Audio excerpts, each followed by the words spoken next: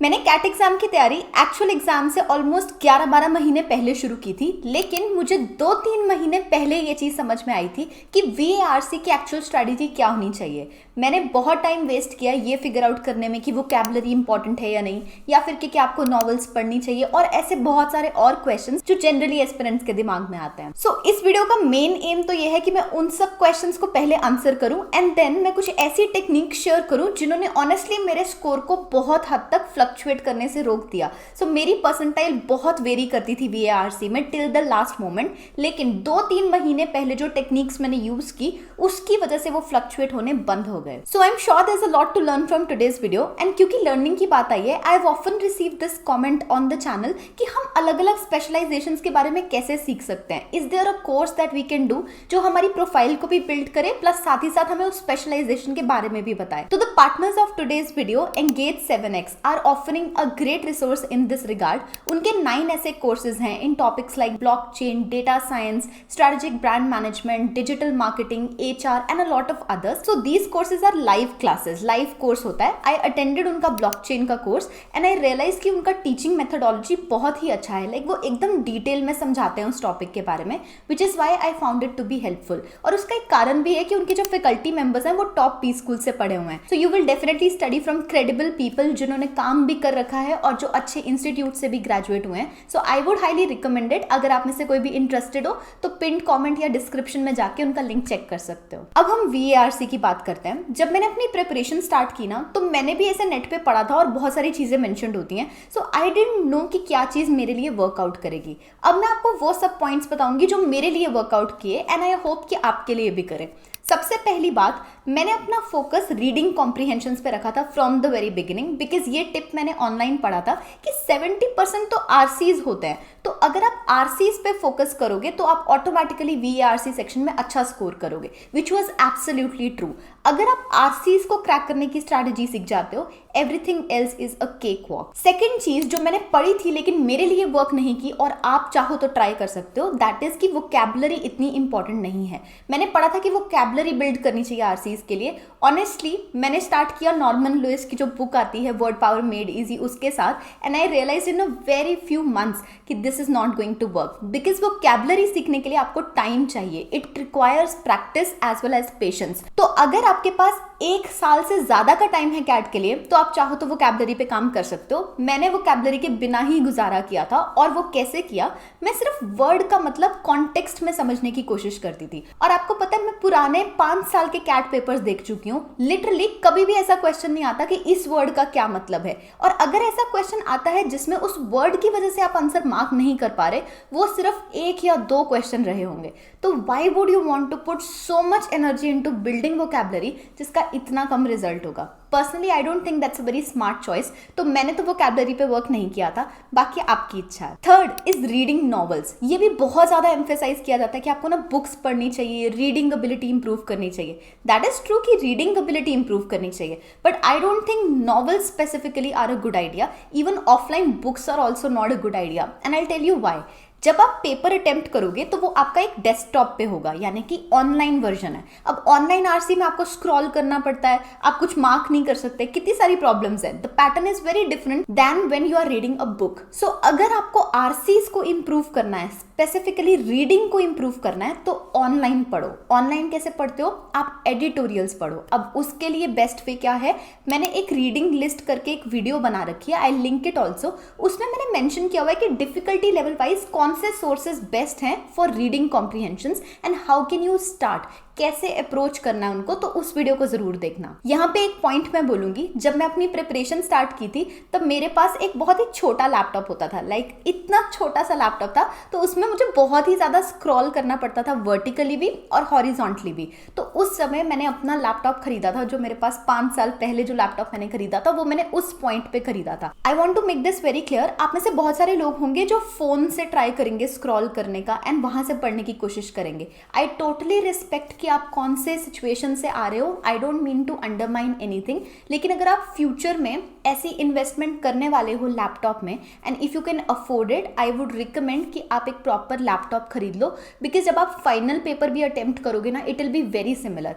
अगर आप वो नहीं कर सकते तो एटलीस्ट आप कुछ प्रैक्टिस जो है वो कैफे में जाके ज़रूर करना, सो दैट आप वो स्क्रॉल करने वाला जो पैटर्न है उसको समझ पाओ और उस हिसाब से रीडिंग करो। Finally before starting off with the tricks, I want to tell you कि 2 ही पार्ट होते हैं किसी भी सेक्शन में अपने मार्क्स को इंप्रूव करने के लिए। सबसे पहला होता है अटेम्प्ट रेट और दूसरा होता है एक्यूरेसी रेट। जब आप अपनी प्रिपरेशन स्टार्ट करोगे, सबसे पहले आपको अपने अटेम्प्ट रेट पे काम करना होगा, विच मीन्स आप जितने ज्यादा आरसीज पढ़ पाओगे उतना बेटर आप इस एग्जाम में स्कोर कर पाओगे। एक बार आप इस चीज के लिए कंफर्टेबल हो गए कि आप सारे आरसीज पढ़ना शुरू हो गए हो, देन आप अपनी एक्यूरेसी पे भी वर्क करना। ऑल्दो ये चीज तो आपको साइमल्टेनियसली भी करनी चाहिए, लेकिन अगर आपके पास काफी टाइम अवेलेबल है तो आप पहले अटेम्प्ट रेट पे फोकस करो, देन एक्यूरेसी रेट पे फोकस करना। और अगर आपके पास सिर्फ कुछ ही महीने रहे हैं तो इन दोनों को साइमल्टेनियसली भी लेके चलोगे तो भी 2-3 महीने में आप इजीली आरसीज को क्रैक करने की टेक्निक सीख सकते हो। तो अब हम ऐसी टेक्निक्स की बात करेंगे, उसमें से 5 टेक्निक्स मैं आपको अटेम्प्ट रेट की बताऊंगी और 5 टेक्निक्स मैं आपको कॉम्प्रीहेंड करने की यानी कि बेटर एक्यूरेसी रेट की बताऊंगी।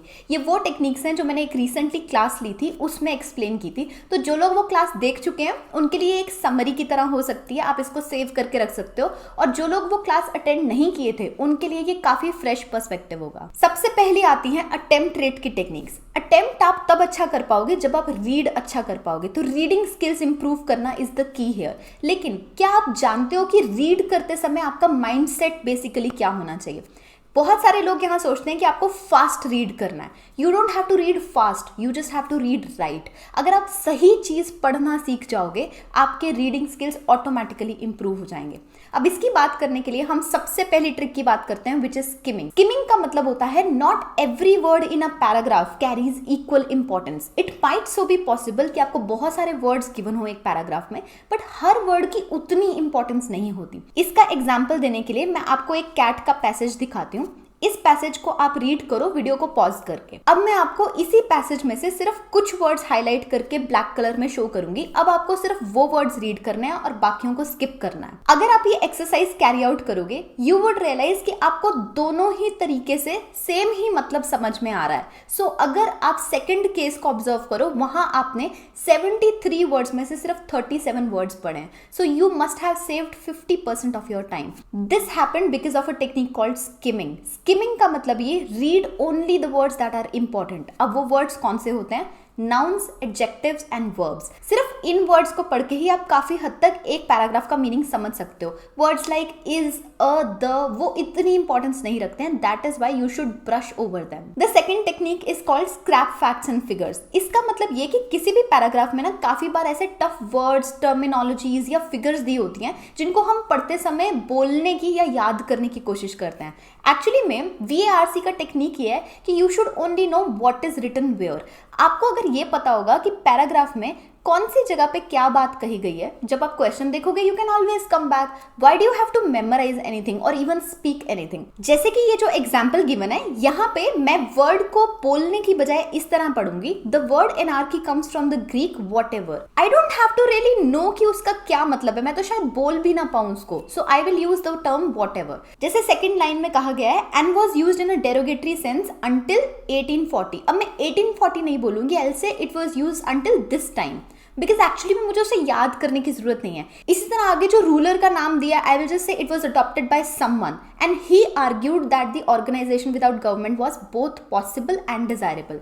सो you are getting the point, right? I don't have to name it. अगर मान लो 2 लोगों की बात हो रही है किसी पैराग्राफ में, I just give them names, mister P, mister X, mister Y, mister G. I don't have to remember their names because this is not a history or a GK quiz. This is simply remembering what is written where so that I can come back to it. The third technique is very popular. It's called paraphrasing. Paraphrasing का मतलब ये, जब आप कोई भी paragraph को पढ़ते हो तो उसको बेसिकली समझने की कोशिश करो कि वो क्या कहना चाह रहा है और सिंपल शब्दों में उसको समराइज करके 2-3 वर्ड्स में अपनी नोटबुक पे लिख लो. अब इस चीज को एग्जांपल देने के लिए मैंने एक कैट पैसेज उठाया और उसके कुछ पैराग्राफ्स की लाइंस को यहाँ पे लिखा. अगर आप इनको रीड करोगे ना, you will be able to understand कि वो पैरा किस चीज की बात कर रहा है या वो पैसेज इन टोटल किस चीज की बात कर रहा है, just by reading these few lines. अब ये तो जस्ट एक एग्जाम्पल हो गया. ऑनेस्टली जब आप पैराफ्रेजिंग करते हो तो आप अपने खुद के वर्ड्स यूज करते हो, बिकॉज आपको याद रखना है कि कौन सी चीज कहाँ गिवन है। इस पॉइंट पे अगर कोई ये भी नहीं समझ पा रहा ना कि उस पैराग्राफ का मतलब क्या है, जस्ट उसके कॉमन वर्ड्स जो आपको लग रहा है कि जो सिंबलाइज कर रहे हैं कि वो पैराग्राफ किस बारे में बात कर रहा है, जस्ट वो लिख के रख लो, because you have to anyway come back to it. Fourth is repetition. ये स्पेसिफिकली उन लोगों को हेल्प करेगी जिन्हें पैराफ्रेजिंग में दिक्कत आती है। तो काफी बार जब हमें समझ नहीं आता ना कि एक पैराग्राफ को हम कैसे पैराफ्रेज करें, तो उसके लिए जो टेक्निक यूज होती है वो है कि कौन सा वर्ड कितनी बार रिपीट हो रहा है, उसके बेसिस पे आप समझ सकते हो कि उसका क्या मतलब है। फॉर एग्जाम्पल, इस पैराग्राफ को अगर आप पॉज करके रीड करोगे, यू विल रियलाइज कि सबसे ज्यादा ट्रूथ और पावर का इस्तेमाल किया गया है, which is why this paragraph can easily be paraphrased as truth and power. The fifth is examples and commas. Example कब यूज किया जाता है किसी भी पैराग्राफ में? जब आपको अपने ही पॉइंट को स्ट्रेस करके और अच्छे तरीके से समझाना हो, which means as a reader आप एग्जाम्पल को ब्रश ओवर कर सकते हो। ऐसा नहीं कह रहे कि आप पढ़ो ही मत, लेकिन आप उसको जल्दी पढ़ सकते हो, क्योंकि एसेंशियली वो तो सेम ही बात बोली जा रही है जो पहले बोली गई है। सिमिलरली कॉमास का भी यही काम होता है। जब दो कॉमास आपको कहीं पे भी दिखाई देंगे, उनके बीच की लाइन जनरली पैरेंथेटिकल एक्सप्रेशन होती है, which means you can skim over it. It's not that make or break kind of a line. तो अगर आप चाहो तो जब भी प्रैक्टिस करो, फॉर इंस्टेंस, फॉर एग्जाम्पल, ये कहीं पे भी दिखे तो उसको ब्रश ओवर कर सकते हो। फॉर एग्जाम्पल, इस पैराग्राफ में फॉर इंस्टेंस के बाद दिया हुआ एग्जाम्पल सेम बात बोल रहा है जो एग्जाम्पल से पहले गिवन है। सो एसेंशियली आप ब्रश ओवर कर सकते हो। अब ये तो हो गई रीडिंग ट्रिक्स, जिनको अगर आप रेगुलरली प्रैक्टिस करोगे along with the reading list that I had shared, तो आप डेफिनेटली और ज्यादा आरसीज को अटेम्प्ट कर पाओगे। अब हमें ये इंश्योर करना है कि आप रीड तो कर पा रहे हो, बट क्या आप सही ऑप्शन मार्क कर पा रहे हो, जिसके लिए जो स्किल रिक्वायर्ड है दैट्स कॉल्ड कॉम्प्रीहेंशन। कॉम्प्रीहेंड करने के लिए आपको ये पता होना चाहिए कि why are you marking an option right और रॉन्ग। ये चीज मैंने इतनी मुश्किल से सीखी थी अपनी प्रिपरेशन के टाइम पे। लिटरली आई प्रॉमिस यू कि अगर आप ये करना सीख गए तो आपका एक्यूरेसी रेट VARC में बहुत इंप्रूव हो जाएगा। इसका मतलब क्या, जब आप कोई भी आरसी सॉल्व करते हो, आपको हर क्वेश्चन में 4 ऑप्शन दिखाई देते होंगे। हर ऑप्शन को एलिमिनेट करते समय आप क्या लॉजिक यूज करते हो, अगर वो लॉजिक आपको क्लियर है, यानी कि आप गेस नहीं कर रहे, आपको पता है आप उसको क्यों रॉन्ग बोल रहे हो, then you are on the right track. बहुत सारे लोग आरसीज को इंट्यूटिवली करने की कोशिश करते हैं। उन्हें पता नहीं होता कि why option A is correct, उन्हें बस लगता है कि ये ठीक है, दैट्स रॉन्ग। अगर आपको ये नहीं पता कि बी, सी और डी क्यों गलत हैं, you can not mark option A correct. In fact आपको तो ऑप्शन ए को भी चैलेंज करके चलना चाहिए। आपको चारों ऑप्शंस में गलतियां ढूंढनी है, और फिर जब आप सोल्यूशन देखते हो किसी भी आरसी का, तब आपको कंपेयर करना है कि क्या वो गलती जिसकी वजह से आपने उस ऑप्शन को गलत कहा था, क्या वो सेम है जो ऑथर ने सोल्यूशन में बता रखा है। एज लॉन्ग एज आपका लॉजिक और ऑथर का लॉजिक मैच करता है, you are making progress in VARC, otherwise you are not. अब मैं आपको कुछ ऐसी कॉम्प्रीहेंशन ट्रिक्स बताऊंगी जिससे आप ये ऑप्शंस को इलिमिनेट करना बेटर सीख पाओगे।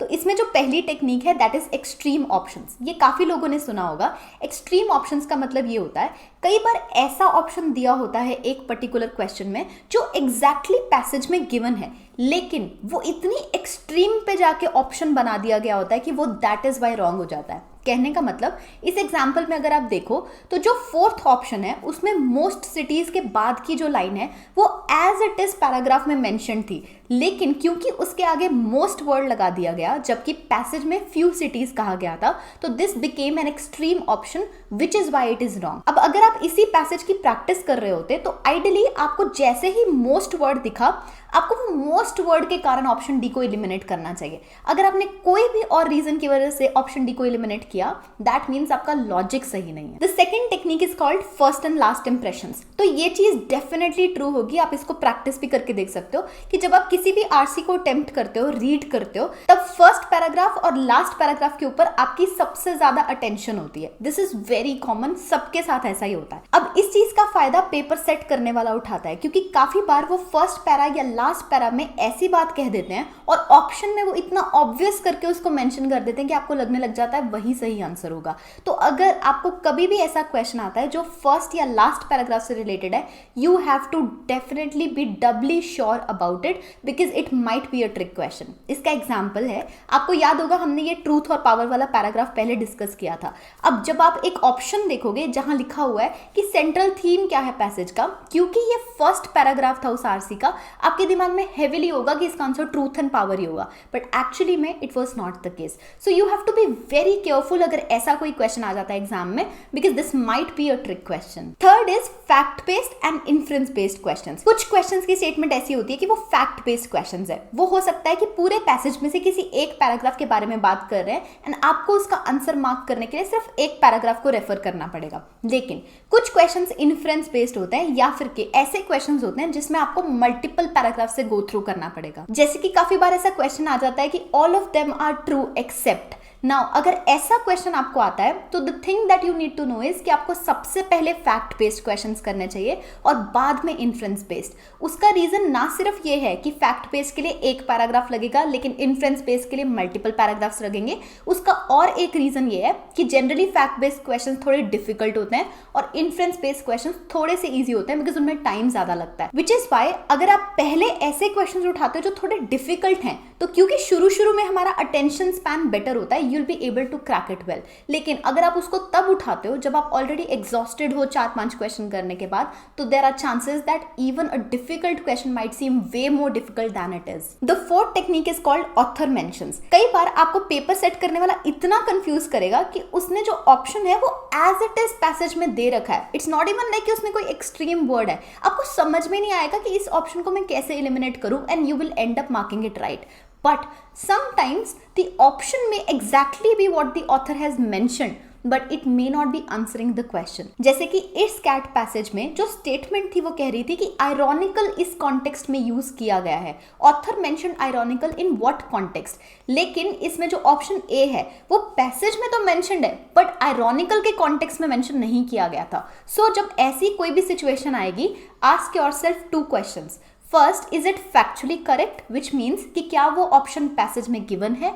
Second, does it answer the question. Because अगर वो ऑप्शन पैसेज में तो मेंशन्ड है बट क्वेश्चन ही आंसर नहीं कर रहा, then it's not the right answer to that very question. The final point is about our assumptions. जब भी आप कोई भी पैसेज पढ़ोगे आपको अपनी प्रायर नॉलेज को यूज नहीं करना है. सोचो अगर 2 लाख लोग कैट का एग्जाम दे रहे हैं, हर पर्सन को तो हर टॉपिक के बारे में नहीं पता होगा ना. अब काफी लोगों को पबजी नहीं पता होगा तो काफी लोगों को BTS नहीं पता होगा. हर पर्सन को हर चीज नहीं पता है. तो अगर उन चीजों पे पैसेज आ जाता है, प्लीज अपनी नॉलेज मत लगाने बैठ जाना. You have to avoid making your own assumptions. इसका एक क्लासिक एग्जाम्पल है. एक क्वेश्चन आया था जहां कहा गया था कि एक स्टडी थी जो कंडक्ट की गई थी वो क्या बताती है. इसमें जो ऑप्शन थर्ड है उस ऑप्शन में कहा गया था the more you learn the less creative you become. But उस स्टडी में ये कहा गया था कि by the time you become an adult you become less creative.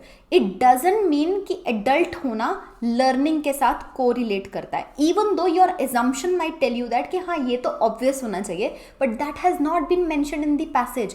You have to restrict yourself to the passage and not make your own assumptions. That will help you avoid making these mistake. तो ये सब techniques तो आपको RCs में attempt rate और accuracy rate बढ़ाने में help करेंगी. अब मैं आपको बताती हूँ कि वर्बल एबिलिटी को कैसे अप्रोच कर सकते हो. पर्सनली मुझे वर्बल एबिलिटी के लिए बहुत कुछ करने का मन नहीं करता था बिकॉज वो काफी बेसिक रहती है. तो उसके लिए 3 पार्ट्स होते हैं, para summary, odd one out और पैरा जंबल्स. इन तीनों में से 2 तो इजीली हो जाएंगे. जिसने मुझे सबसे ज्यादा प्रॉब्लम दी थी that was para jumbles. So para jumbles में क्योंकि टीटा क्वेश्चंस आते हैं, type in type answer questions, मुझे बहुत ही टफ लगते थे क्योंकि एक आधा आंसर भी इधर उधर हुआ तो ऑप्शन गलत हो जाता था. Which is why I always try to attempt para jumbles towards the end. बाकी के दोनों टॉपिक्स के लिए मैं बस डेली लेवल पे प्रैक्टिस करती रहती थी और वो प्रैक्टिस से काफी इंट्यूटिवली सॉल्व होने लग जाता है. So this is overall what I wanted to share about VARC. अगर कोई क्वेश्चन रह गया हो तो आप कमेंट्स में डाल सकते हो. Thank you so much for watching this.